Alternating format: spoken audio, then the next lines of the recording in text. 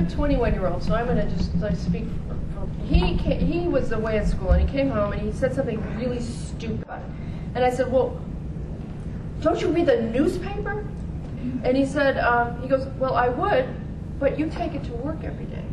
So I decided to conduct an experiment, and I left the papers. I don't take them to work. I put them right where he eats his cereal every morning. I just put them right on the table. I put the Tribune, the Daily Herald, of course, the New York Times. I put them right there on the table. And the kid reads the papers. He reads them. I mean, our dinner time conversation has like improved dramatically. I mean, he reads the business section, and he reads like things you would never think in a million years. But I think if the paper's like around him or near him, he will read the newspaper, the actual newspaper. So you're selling red eye with that argument? Yeah, I am selling the red eye with that argument, and I'm also saying, like, why don't we deliver 2 papers to every house? I still think we're getting too hung up on newspapers. We need to focus on, you know, it's a very engaged young audience these days, and I can see it online with the presidential campaign. I can see it with the Iraq War. You know, these are topics that are interesting our young people. You know, whether they get it for free in Red Eye or pay 75 cents in the Tribune or go to chicagotribune.com.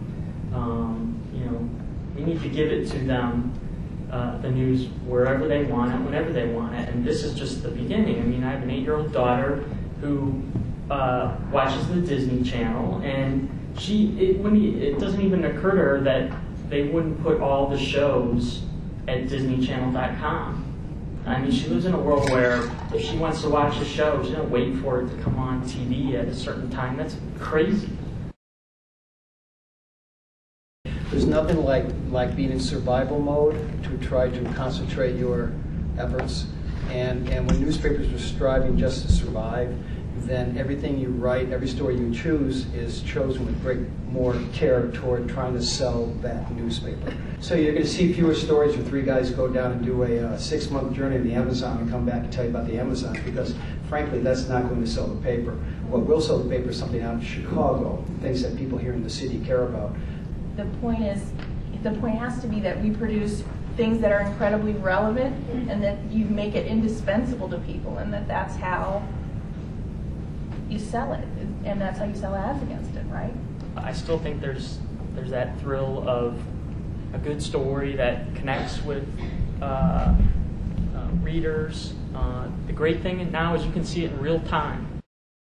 We are connected to the people online now. You know, you got this immediate response. You can see what lights it up online. But we're still throwing out all these newspapers.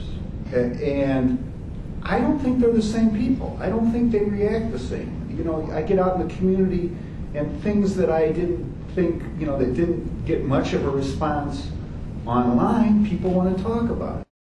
Aren't we in a phase, though, kind of the twilight of cannibalization? At some point, if somebody doesn't buy those newspapers, there will be no stories that the internet can take from. But I think sometimes we lose perspective. We lament it. Oh my God, if the Chicago Tribune is gone tomorrow, where will people learn what's going on in the world? They'll learn from 12 different sites. There will still be people out there covering City Hall. We'll have a website. There'll have somebody else be covering international stuff. And people will go from website to website the way they turn a page now. In some way, people have advertised it up because enough people will want to know what's going on locally. That'll support the reporters. It may or may not be Chicago Sun-Times that is able to offer that package. We're in this weird transitional phase where the mothership still pays the bills. You know, you still make more money in print than you do online. I mean, that's just a fact. And so the money, you know, it's not $1 for $1; it's 10 cents for $1. And so you still aren't making. So it's this weird transitional phase that, like, you'd love to say, okay, we're going to move everybody over here and get them, but you can't because you still have to feed the mothership.